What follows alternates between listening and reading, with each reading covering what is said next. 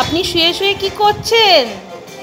বাবা, কি রাজশাহী ব্যাপার স্যাপার! বাবা, মহারানী যেভাবে শুয়ে শুয়ে টিভি দেখছে আর আপেল সেবন করছেন, তাই না?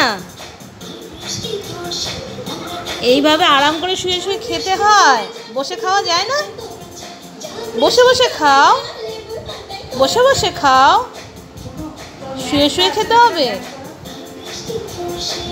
হ্যাঁ, বসে বসে খাওয়া যায় না? বাবা দেখ,